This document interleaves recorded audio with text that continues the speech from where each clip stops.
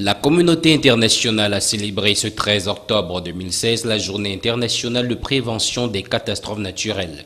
Le thème adopté au Cameroun est la réduction de la mortalité due aux catastrophes. Le lancement des activités relatives a eu lieu à Douala par Jules Doré Dongo, ministre délégué auprès du ministre de l'administration territoriale et de la décentralisation. Une journée comme celle-ci nous donne l'occasion de partager, de sensibiliser, de former, d'éduquer toutes nos cibles sur l'acquisition de nouvelles cultures, une culture mondiale de réduction, l'acquisition de faits et gestes nécessaires. Comme vous avez déjà dû le constater, à Yaoundé 5 ce matin, il y a des jeunes, à Douala 5 plutôt, il y a des jeunes qui sont en train de curer des grains, qui sont en train d'extraire des lits de rivières et des caniveaux, tout ce que nous y jetons par nos mauvais comportements et par notre absence de civisme. Donc n'attendez pas des instruments matériels, mais c'est l'acquisition d'une nouvelle culture, d'un nouveau mode de vie qui nous prépare à des catastrophes et à des réactions plus appropriées en cas de catastrophe. Au menu des activités qui vont jusqu'au 15 octobre 2016, des causeries éducatives, des campagnes d'assainissement et des entretiens particuliers avec des élèves du primaire et du secondaire. Il est à noter que cette journée rentre dans le cadre des objectifs de Sendai 2015-2030 pour la réduction des risques de catastrophes. À cet effet, dans les 10 régions du pays, plusieurs activités seront organisées en vue notamment d'informer et de sensibiliser les populations sur les outils et risques de réduction des risques de catastrophes. Des activités de proximité avec des acteurs locaux sont également prévues dans la ville de Douala et particulièrement dans la commune de Douala 5e, exposée à des inondations récurrentes.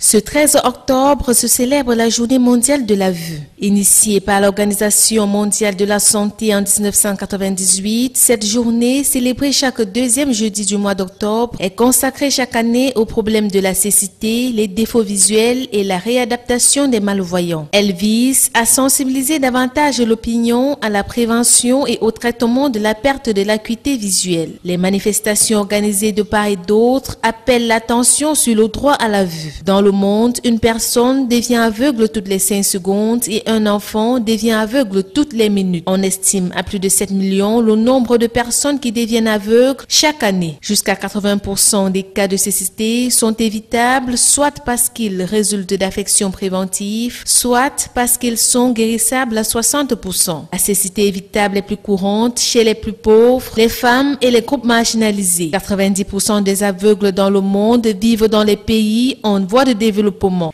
Existant sous de nombreuses formes, la malvoyance peut provoquer l'incompréhension de l'entourage de la personne qui en est atteinte, la perte de la vision périphérique, la perte de la vision centrale, la vision floue, la vision d'une seule partie du champ visuel normal et bien d'autres.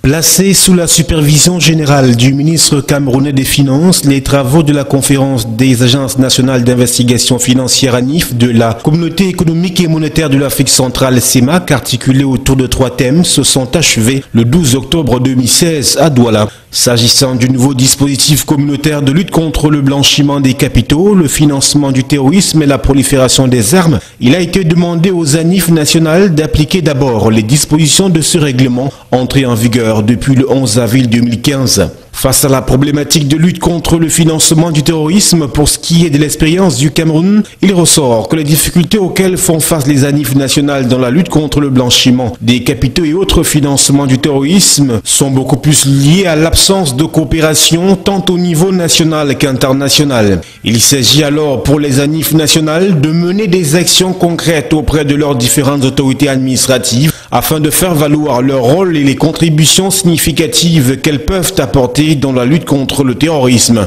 Une tâche dont le nouveau président de la conférence des ANIF de la CEMAC, CAC, le Congolais André Kamga, a conscience de la portée. Que nous allons poursuivre et avec beaucoup de dynamisme encore parce que vous savez, lorsque dans les années 2011, il n'y avait pas tellement de phénomène de terrorisme dans notre sous-région. Là, il est apparu. Il nous faut donc mettre encore un peu plus de moyens, être vigilants dans le traitement des opérations. C'est là maintenant que les ANIF doivent jouer un rôle central dans le renseignement financier. Et en parlant de terrorisme, justement, les infractions fiscales et le blanchiment des capitaux font partie intégrante de ce phénomène largement débattu au cours des assises de Douala. Reste à espérer que le souhait exprimé par le nouveau président du CAC soit entendu et suivi dans les faits par les différents acteurs concernés.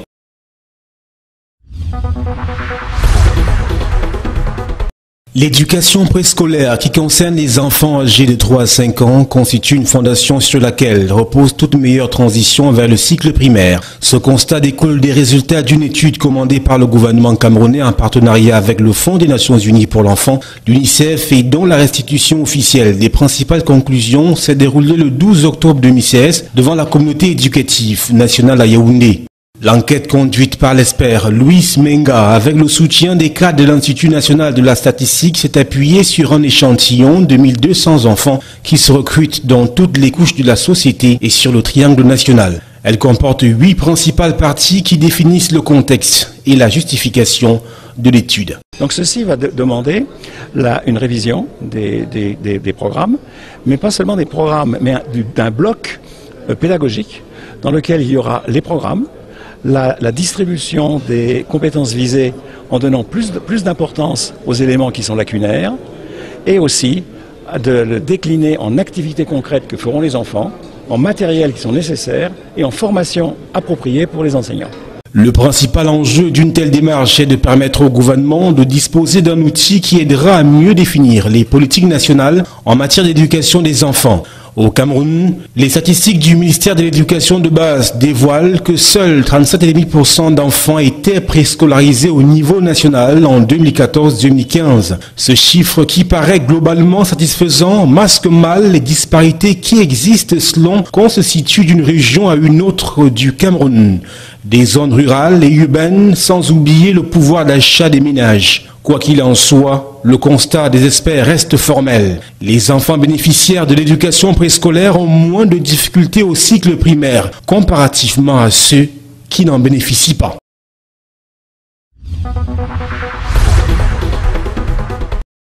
Le stade Rumde Adja de Garoua suspendu pour 3 rencontres.